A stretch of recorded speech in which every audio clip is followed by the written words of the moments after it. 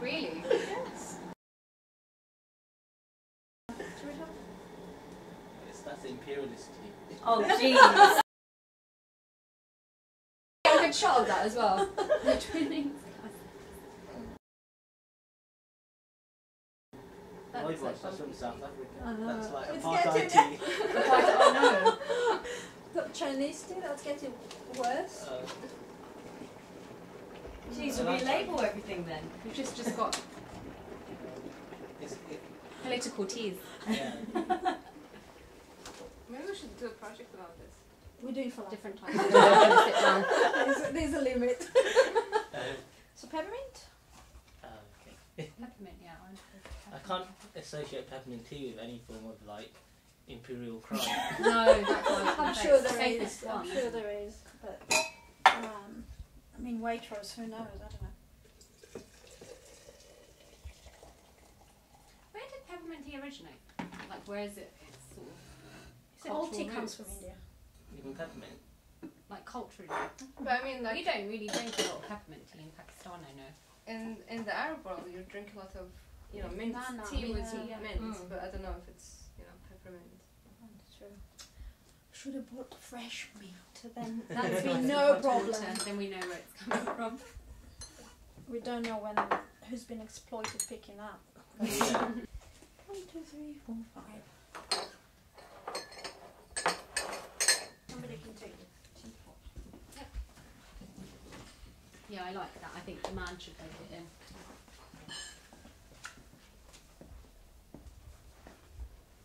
Oh, there's So we're having an Is it that interview one? with Is that one Novel and then the one in the and box? in here. Vovel. And when they're not superheroes, they actually stay at home and have tea, just like every one of us.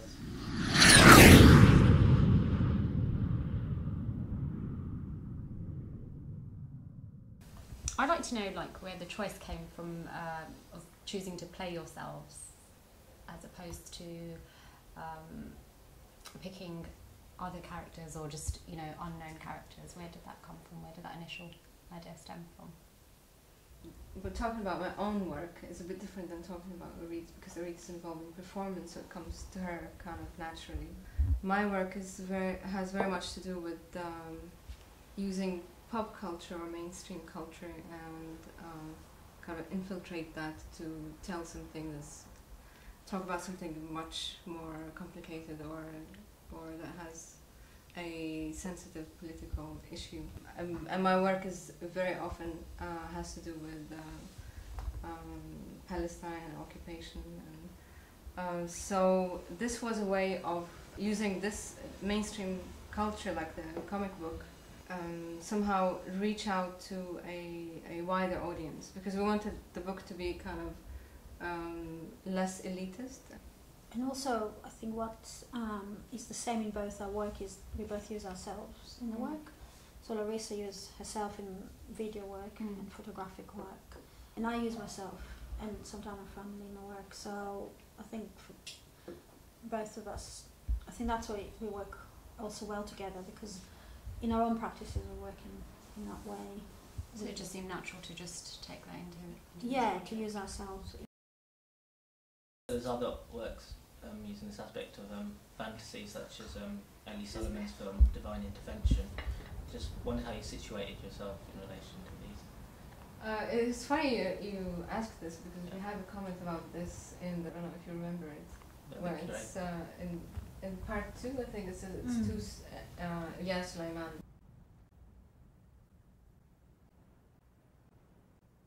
Yes!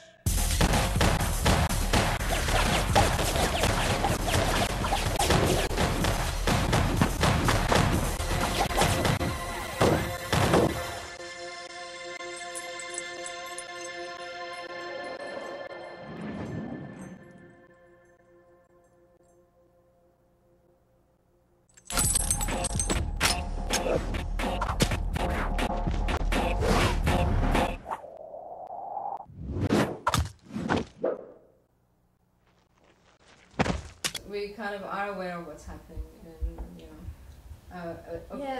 everything that comes out of Palestine and how we kind of dialogue with it. Yeah, because there are 2 frames where like taken from Joe Sacco, Palestine. Sacco's Palestine is amazing. Yeah. Did it over 9 years, and it's so, I mean, it's just so informative, but it's Yeah. such an accessible way to read about what's going on, and it's so accurate to reality. So it's also really inspiring. Would you say that you could place yourself in any genre at all? I'm trying to create a new genre. Because it is complicated. I mean, I just have I'm so kind of fed up, I guess, with everything that's going on in art, and I just really feel that there are a lot of, I mean, the problem I feel often with art is that it's trying to separate itself from a lot of, say, disciplines that actually they don't agree with because of the way, the tools that are used. So, for example, art always tries to separate itself from mainstream culture because they're against that way of delivering the message. But often what happens is that I feel in art that it just stays very limited and it just doesn't reach to a wider audience.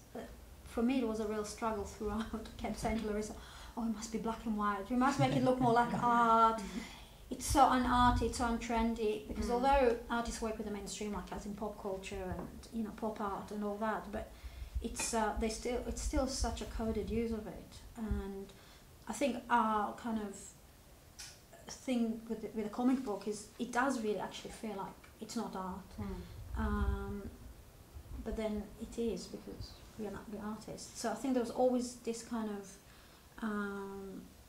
which in one way it really means that a lot of people can relate to it, like young people and people who are not into art, but it also means that in terms of the art world there needs to be some kind of a leap of faith. Yeah, but don't you think it's a problem? Because, I mean, art, if you think of art as, you know, we're the renegades, we're the ones that challenge orthodoxy, and we talk about post-structuralism, postmodernism, we have all these words that keep, you know, recurring all the time, but yet I feel that there's a dictatorship in art where you just have to do it because otherwise it doesn't look like art, you know. Then, I mean, how are we really rebellious or revolutionary in whatever we're doing?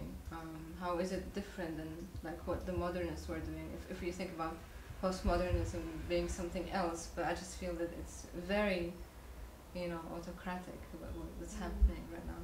Is there a formula that you think that Middle Eastern art or contemporary Middle Eastern art artists are following? Well, I think that there is, of course, I mean, artists in the Middle East do what the collectors or curators are looking for as well. I mean, there are a couple that are trying to do something different. But if you really know what the art market wants, you do it in a very particular way. And the West usually is the one that dominates this whole dialogue because they're the ones that are curating, there's one that they're collecting. Now there's just a few centers in the Arab world that actually are kind of taking an initiative. But because artists, say in Palestine, for example, they are so dependent on Western curators and museums and galleries, they just often are engaged in a dialogue that the West wants to hear. Have you read Hamid Dabashi's essay on Shirin-Nisa? I read it, but I didn't read that one. Oh, right, it's in one of those big coffee table books, but he says that it sort of replicates, I mean, sort of a neocon imaginary has a certain, you know, most of the films are shot in like Morocco, I think, as well, but how it sort of replicates that sort of imperial worldview. Yeah, but I think the other aspect is that a lot of kind of people say that, you know, what we're doing is what the West wants, because what we're doing is an Israeli and Palestinian working together, and that's the kind of the image that the West want to kind of foster. And Larissa and I have been through a lot of very discursive journey in how we look at it ourselves and how it changes and how we present it in the book. I think now there is much more awareness of what's art from the Middle East is, and I don't think people, well, not people that I've dealt with, are kind of thinking, oh, it's an Israeli and Palestinian, so it must be good, so we must. I think it's moved on from that, and it's much more about the content. What is it that actually doing? What is it about? But we do get that kind of criticism in terms of